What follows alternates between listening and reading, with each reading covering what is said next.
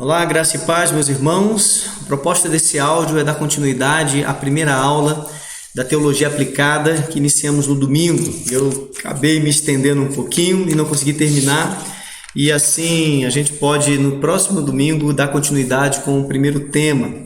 Então, esse tema de hoje foi a ideia da introdução e vamos tentar sempre fornecer aos irmãos uma apostilinha, um resumo da aula com os pontos principais, um fascículo com textos devocionais relevantes ao tema e considerações aí, introdução e desenvolvimento de cada lição. Estamos seguindo como livro base o livro de Walter Kaiser, O Cristão e as Questões Éticas da Atualidade, que ele aborda diversos temas como pobreza, racismo, jogos de azar, adultério, divórcio. Nós não vamos ver todos os temas que ele aborda ali no livro, vamos pontuar alguns e também alguns temas fora do livro, de acordo com a nossa necessidade aqui, mas a pergunta vai ser sempre a mesma, O que o Senhor exige de nós? Então o estudo de hoje é uma introdução a esses temas que visam aí preparar o nosso coração para abordar essas questões e capacitar os irmãos a lidar com esses e outros temas e outras questões pessoais também contemporâneas. Esse estudo é relevante para a nossa igreja porque estamos cercados de muitas tendências, ideologias, filosofias, modismos, muita coisa que se dá o nome de ciências, e a gente precisa ter uma resposta bíblica, uma abordagem bíblica, uma concepção bíblica acerca dessas questões. A verdade é que essas ideias que vêm surgindo, de agora, sempre foi assim, desde o Éden, algumas vão apresentar-se como uma evolução da sociedade, do homem, outros vão trazer a ideia e a força de uma revolução, outros vão propor o conceito de libertação, de liberdade, ou como Kaiser vai dizer, a ética situacional que se popularizou na década de 60 enfatiza que o amor é tudo do que precisamos. E daí, em nome do amor, se afirmam muitas coisas, se relativiza os valores, pode-se fazer tudo e tem que se aceitar tudo e não pode se contrariar tudo. Nós comentamos bastante sobre isso no domingo passado e fomos até o ponto 1, que é a relevância espiritual e contemporânea do tema.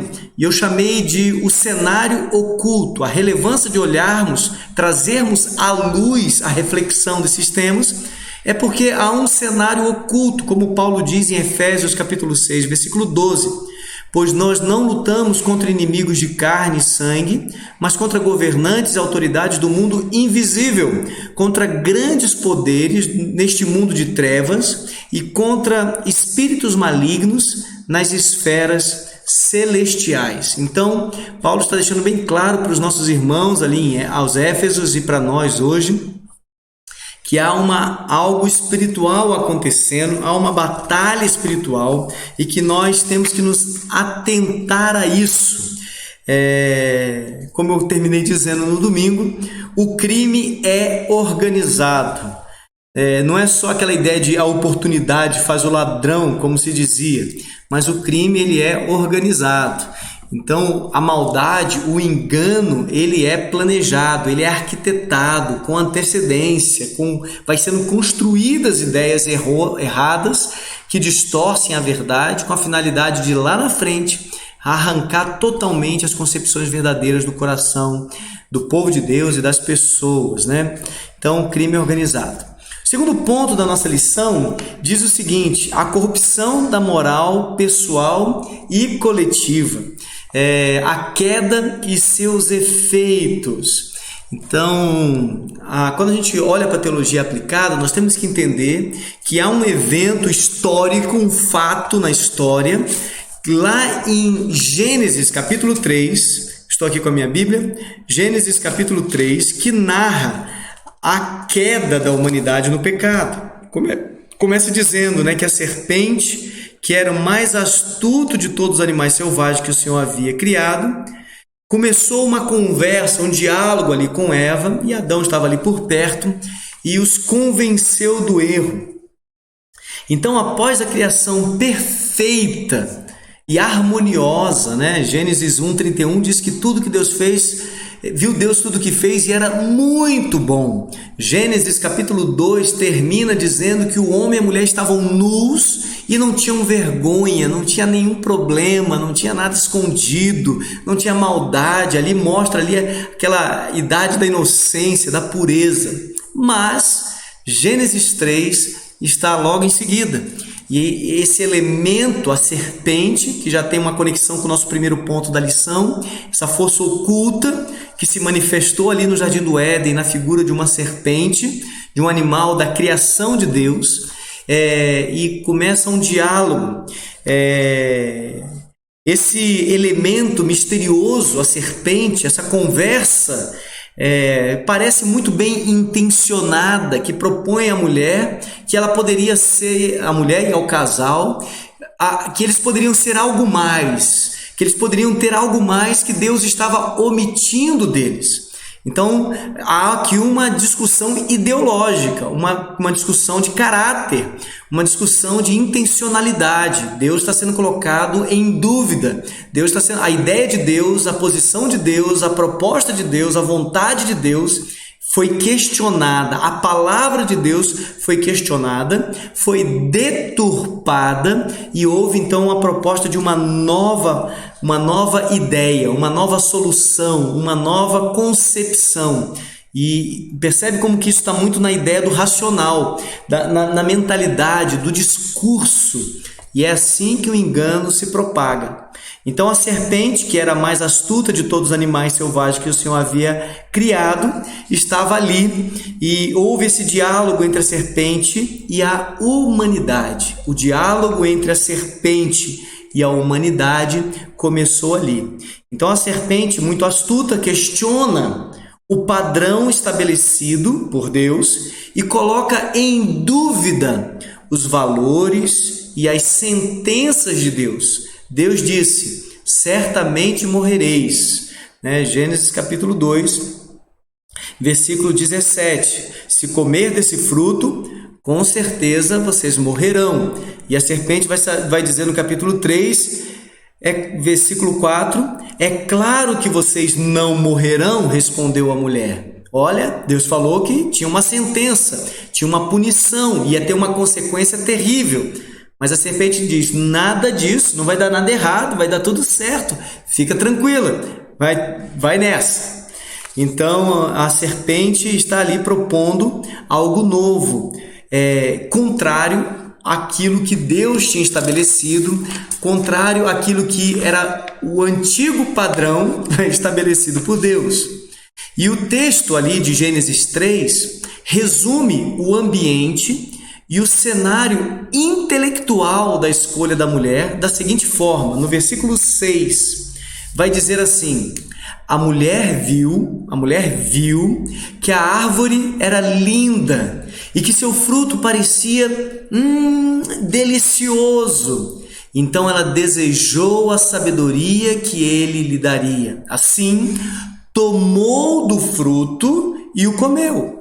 Depois deu ao marido que estava com ela, e ele também comeu. Naquele momento, seus olhos se abriram e eles perceberam que estavam nus.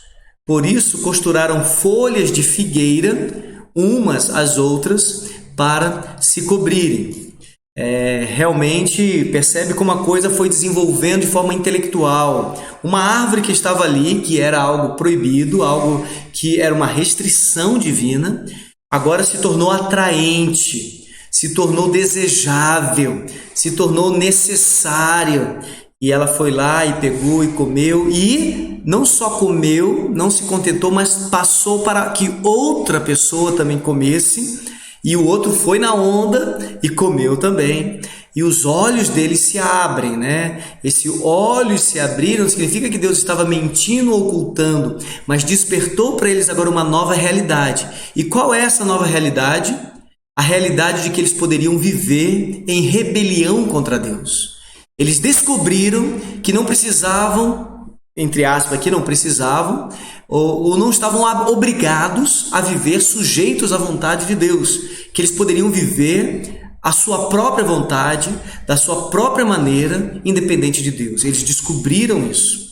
Salomão conclui lá em Eclesiastes, capítulo 7, 29, ele vai concluir que o estado dos homens é o seguinte em relação aos padrões de Deus. Foi isto, porém, que descobri.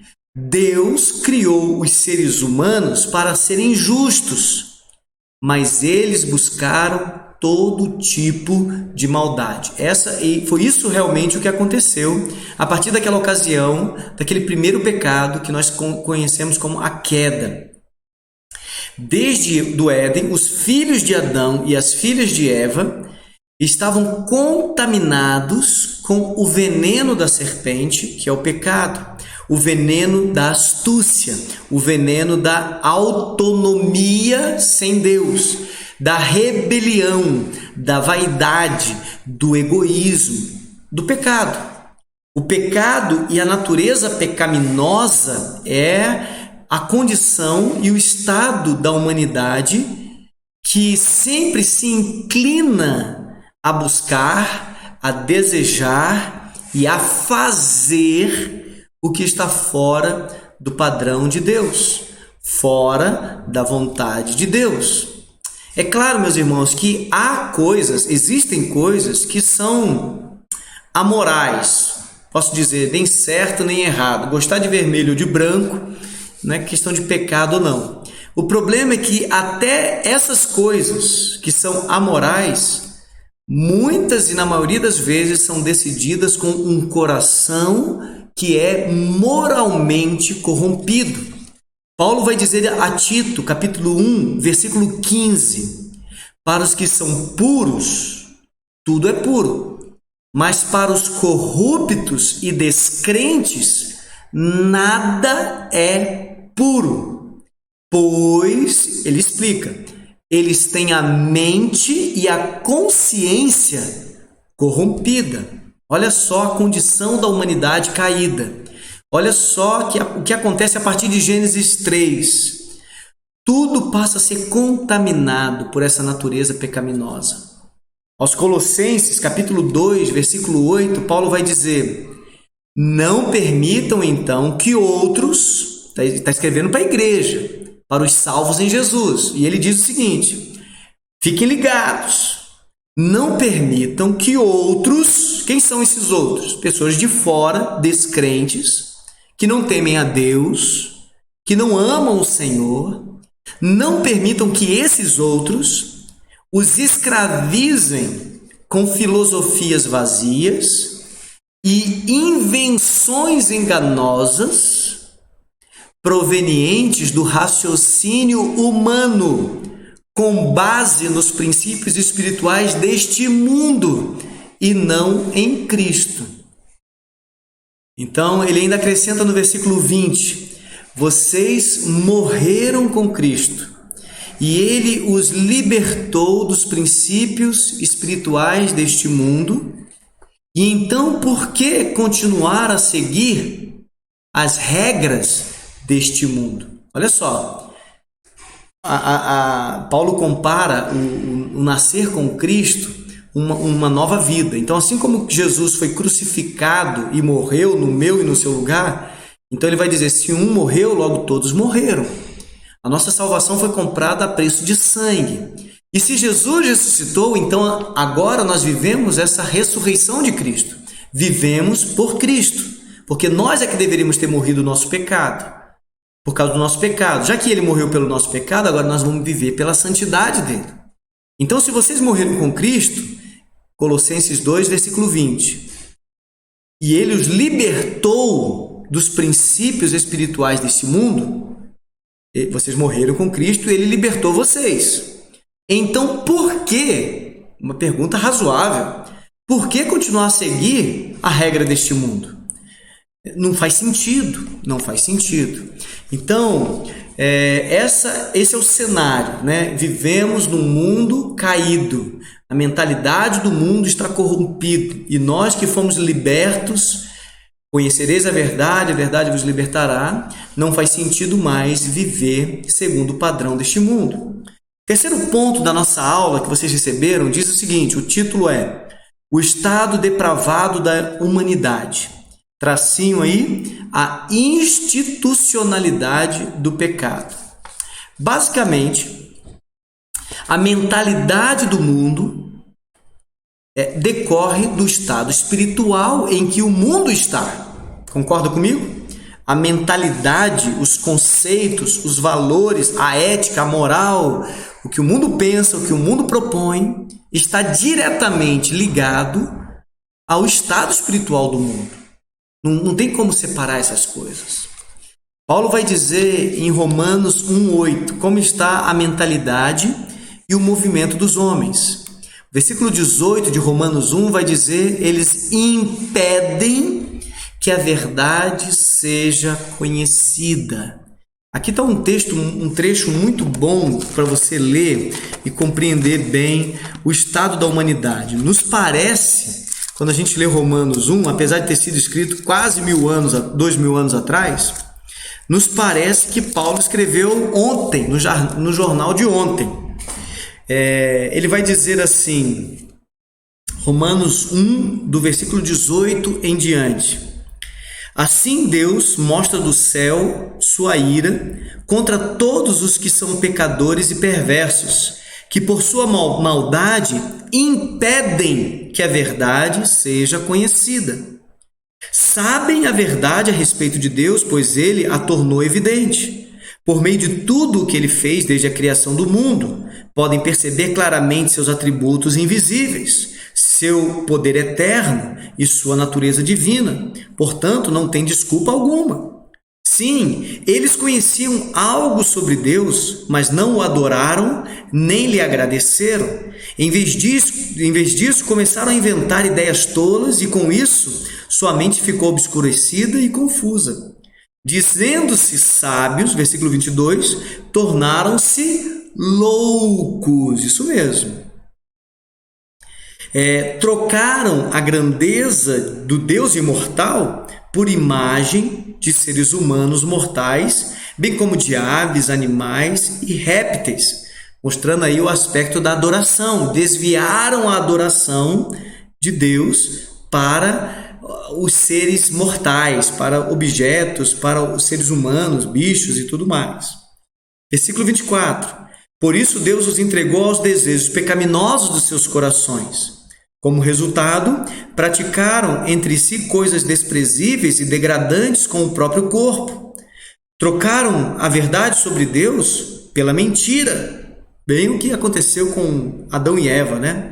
Desse modo, adoraram e serviram coisas que Deus criou em lugar do Criador, que é digno de louvor eterno. Amém? Por isso, Deus os entregou a desejos vergonhosos. Então, agora vem as paixões humanas, carnais, imorais. Até as mulheres, versículo 26, trocaram sua forma natural de ter relações sexuais por práticas não naturais. E os homens, versículo 27, em vez de ter relações sexuais normais com mulheres, arderam de desejo uns pelos outros. Homens praticaram atos indecentes com outros homens e, em decorrência desse pecado, sofreram em si mesmo o castigo que mereciam. Uma vez que consideraram que conhecer a Deus era algo inútil, o próprio Deus os entregou a um inútil modo de pensar, deixando que fizessem coisas que jamais deveriam ser feitas. A vida deles se encheu de toda espécie de perversidade, pecado, ganância, ódio, inveja, homicídio, discórdia, engano, malícia, fofoca. Espalham calúnias, odeiam a Deus, são insolentes, orgulhosos e arrogantes. Inventam novas maneiras de pecar e desobedecem seus pais. Não têm entendimento, quebram suas promessas, não mostram afeição nem misericórdia, sabem que, de acordo com a justiça de Deus, quem pratica essas coisas merece morrer, mas ainda assim continuam a praticá-las e, o que é pior, incentivam outros a também fazê-lo. Percebe aqui? Gênesis 3, agora aquilo que aconteceu ali em particular no anonimato, agora se tornou institucional. Desse modo. O pecado foi institucionalizado, foi estatizado, foi realmente se deflagrou para toda a humanidade. O resumo aqui desse texto que nós lemos, né? Paulo disse aqui no versículo 23, trocaram o Deus imortal por coisas mortais, ou seja, rompeu esse relacionamento vertical, essa intimidade com Deus, e decorrente disso foram entregues a desejos pecaminosos, ou seja, agora o interior, o íntimo, as paixões, os desejos agora estão bagunçados, estão corrompidos, estão desvirtuados, porque houve um rompimento com Deus. Deus os entregou uma maneira de pensar inútil, versículo 28. Pensam muita coisa, descobrem muita coisa, mas isso é tudo inútil. Não é que não pensam nada, mas é que não pensam algo que realmente tenha utilidade. E como Eva, no versículo 32, não só praticam essas coisas, mas ainda oferecem para quem está do lado. Morde aí, come comigo. Não se contentam em fazer o mal, mas querem induzir, ensinar, transmitir, corromper a outros. É daí que Paulo vai dizer em Romanos, capítulo 12, versículo 2: não imitem o comportamento e os costumes deste mundo. Eu estou lendo aqui a versão NVT, da tradução bíblica. Não imitem, na versão Almeida e Revista Atualizada, a ARA, não se conformem com este mundo, não tomem a forma desse mundo, não imitem o comportamento e o costume deste mundo. 2 Coríntios, capítulo 2, 2 Coríntios, capítulo 6, a partir do versículo 14, Paulo vai dizer o seguinte para aqueles irmãos, num contexto, num cenário social muito imoral, muito corrupto. Ele vai dizer o seguinte, 2 Coríntios, capítulo 6, versículo 14: não se ponham em julgo desigual com os descrentes. Como pode a justiça ser parceira da maldade? Como pode a luz conviver com as trevas? Que harmonia pode haver entre Cristo e o diabo? Ele está só comparando aí, ó. Como alguém que crê pode se ligar a quem não crê? Que união pode haver entre o templo de Deus e os ídolos? Pois nós somos o templo do Deus vivo, como ele próprio disse. Habitarei e andarei no meio deles, serei o seu Deus e eles serão o meu povo. Portanto, afastem-se e separem-se dele, diz o Senhor.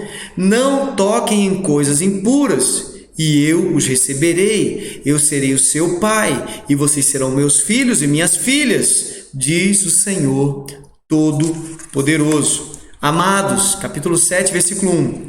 Visto que temos essas promessas, purifiquemo-nos de tudo que contamina o corpo ou o espírito, tornando-nos cada vez mais santos, porque tememos a Deus, porque amamos, respeitamos, cultuamos a Deus. Deixa eu ver onde eu parei aqui. Então o pecado está instituído, né? Institucionalizado. Não se ponham em julgo desigual. Julgo desigual é a mentalidade e atitude de associar as coisas de Deus com as coisas do mundo. É casar, entendeu a palavra? Casar as coisas de Deus, casar com as coisas do mundo. Não combina, não dá para casar, são incompatíveis. Quando essas coisas, as coisas de Deus e as do mundo, elas são, em essência, coisas, ideias e relações, são incompatíveis. Incompatíveis. Meus irmãos, devemos compreender que elas são incompatíveis. Não se encaixam, não combinam, não visam um fim comum, não têm o mesmo propósito. As ideias do mundo não compreendem e não se propõem a cumprir o que está em Romanos 11:36, que diz: porque dele, por meio dele e para ele são todas as coisas. O mundo não pensa assim. O mundo não quer saber de Deus. O mundo não quer viver em Deus. O mundo não quer viver para Deus. Então, nós crentes temos que entender que o pecado está institucionalizado. O estado da humanidade é de depravação. O quarto ponto da lição, então, vai chamar nossa atenção para o nosso caráter cristão, o povo de Deus e a ética celestial, a redenção. Se você ler João capítulo 3, Jesus tem um discurso muito, muito bonito com Nicodemos e vai dizer que nós temos que nascer de novo. É necessário nascer de novo. Paulo vai dizer em Efésios capítulo 2 que antes de crermos em Jesus, nós estávamos mortos em nossos delitos e em nossos pecados, mas Ele nos ressuscitou, Ele nos deu vida, e nós estudamos esse texto recente numa pregação de domingo, estamos estudando a série em Efésios, o bendito povo de Deus. 1 João capítulo 5, versículo 20 e 21, João vai dizer que nós servimos, nós crentes em Jesus, povo de Deus, filho de Deus, nós servimos ao Deus verdadeiro e temos nos afastado de todo tipo de imagem que quer usurpar o lugar de Deus em nosso coração. Daí nós voltamos para aquele texto inicial na primeira aula, Salmo capítulo 15, em que Davi faz a pergunta: quem, Senhor, habitará em seu tabernáculo? Quem morará no seu santo templo? Aí ele mesmo responde: o caráter, a integridade do crente. O que vive com integridade e pratica a justiça e de coração fala a verdade. O que não difama com a língua, não faz mal ao próximo, nem lança injúria contra o seu vizinho. O que a seus olhos tem por desprezível o ímpio, mas honra os que temem ao Senhor. O que jura com dano próprio e não se retrata, que sofre até as últimas consequências para manter a sua palavra, e que não empresta o seu dinheiro com usura, nem aceita suborno contra o inocente. Quem deste modo procede não será jamais abalado. A pergunta que nós queremos fazer hoje, refletindo sobre a teologia bíblica e a importância desse tema é: quem é você? A resposta a essa pergunta deve determinar as demais escolhas e as demais respostas da sua vida. Essa resposta confirma se você estará ou não no tabernáculo, no santo monte do Senhor. Meus irmãos, não que sejamos salvos por merecimento ou por méritos, mas o que o salmista e a palavra de Deus está nos mostrando é que o verdadeiro salvo tem em sua vida evidências da sua salvação. Por isso a palavra de Deus nos orienta. 1 Coríntios capítulo 11, versículo 28. Examine-se, pois, o homem a si mesmo. E está falando para o contexto de igreja. E então coma do pão e beba do cálice. Então o crente, o servo de Deus, a serva do Senhor, tem que fazer um autoexame na presença de Deus, se a sua vida está de acordo com a profissão, com a confissão que está testemunhando ali por meio da ceia. Novamente, Paulo vai dizer isso em 2 Coríntios, capítulo 13, versículo 5. Examinem-se a si mesmo, verifiquem se estão praticando o que afirmam crer. Examinem-se a si mesmos, verifiquem se estão praticando o que afirmam crer. Então, a minha confissão tem que determinar a minha conduta. O que eu falo tem que determinar como eu ando. E o que eu creio deve determinar, então, as minhas concepções, as minhas ideologias, as minhas filosofias. O crente tem que procurar saber o que Deus entende e determina sobre as coisas, sobre as questões do seu dia a dia. E por fim, para que isso seja uma verdade, o compromisso cristão é o ponto 5, o último ponto da nossa lição, o compromisso cristão com a verdade bíblica, que é a nossa regra de fé e prática. Então, a teologia aplicada, ela é uma teologia bíblica aplicada. É uma busca na palavra de Deus, da vontade de Deus para a nossa vida. É compreender o que Deus diz, o que Deus ensina, o que Deus quer acerca de cada coisa. Então, o compromisso cristão, o estudo da teologia aplicada servirá para examinar as bases dos assuntos que serão debatidos, bem como provocarão o despertamento ao questionamento daquelas questões iniciais. Que questões? De onde eu tirei essas ideias? Quem está me influenciando? De onde surgiu essa modinha? Por que eu estou defendendo essa ideia com tanta paixão? Quais são as diretrizes da minha vida? Quem propôs essas coisas? Meus irmãos, essas são perguntas que nós temos que começar a fazer a respeito de tudo. Por que eu faço o que eu faço? Por que eu penso o que eu penso? Por que eu visto o que eu visto? Por que eu ouço o que eu ouço? Por que eu sigo quem eu sigo? Qual a intencionalidade? Qual a finalidade? Nós temos que começar a ter uma mente mais aberta para investigar. Na Bíblia encontramos pessoas que buscaram viver e agradar a Deus. Também vemos na Bíblia outras que desprezaram a Deus e viveram por si mesmas ou viveram as modinhas à sua volta.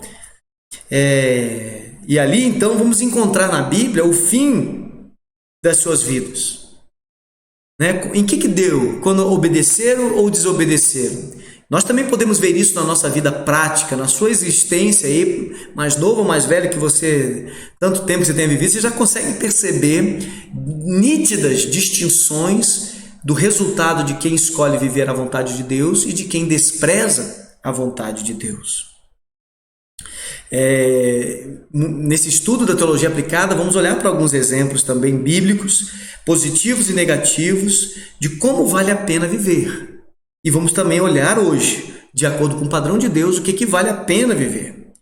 A Bíblia, como um livro histórico, tem muitos exemplos positivos e negativos que a gente vai olhar. O tempo passou, alguém pode até pensar que as coisas mudaram, mas eu quero te dizer uma coisa. A fuselagem, né, da história da humanidade, a carcaça, o modelo das roupas, a moda mudou, as aparências variavam, mas essencialmente o homem não mudou. Eclesiastes 1:9 vai dizer: a história simplesmente se repete. Eclesiastes 1:9. O que foi feito antes será feito outra vez. Não há nada realmente novo debaixo do sol. Então, ao propormos o estudo da Bíblia para os nossos dias, estamos olhando para algo relevante, sim, algo importante, sim, e o compromisso cristão é assim com a verdade bíblica.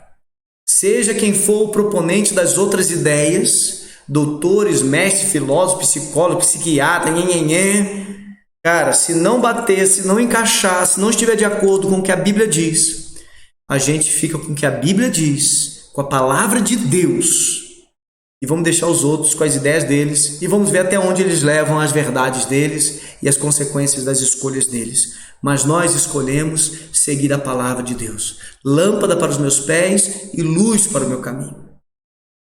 Conclusão, então, dessa segunda parte da primeira aula. Enfim, o que o Senhor exige de nós? É assim que Kaiser começa ali o livro dele sobre a teologia aplicada. É diferente de perguntar o que está na moda, o que o mundo admira, o que é legal. Meus irmãos, não importa quantos milhares de likes você tem no seu perfil, mas se porventura Deus está dando um dislike, a verdade é que só a opinião dele realmente importa. Nós queremos buscar ter um estilo de vida que agrade a Deus, que Deus curta, que Deus dê like para você, para mim e para a igreja.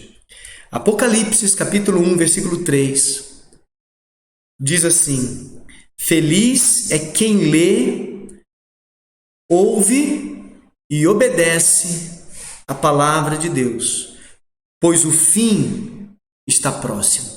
Feliz, bem-aventurado, realizado, sábio, tem bom senso, é inteligente quem lê, ouve e obedece a palavra de Deus, pois o fim está próximo. Então eu convido você a esse exercício de estudo e devoção para juntos compreendermos a vontade de Deus para as nossas vidas nessas aulas de teologia aplicada. E se você tem alguma curiosidade de algum tema específico, manda um WhatsApp para mim, me procura aqui depois da IBD, depois do culto, e quem sabe a gente pode também passar por esses temas. É isso aí, queridos. Estamos assim encerrando a nossa primeira aula nessa segunda parte. E semana que vem, no domingo, a gente já dá seguimento com os novos temas. Vamos tentar fazer no domingo, encaixar no domingo ali, naquele tempo, a reflexão sobre cada tema. Se porventura extrapolar, a gente vem aqui para a internet de novo, grava aqui a continuação da aula e conclui pela internet. Tudo bem? A gente vai fazendo assim. Um abraço a todos, que Deus abençoe a sua vida, que Deus nos capacite a compreender sua vontade e vivermos e fazermos a vontade do Senhor. Porque dele, por ele e para ele são todas as coisas, a ele toda a glória eternamente. Amém. Que Deus abençoe.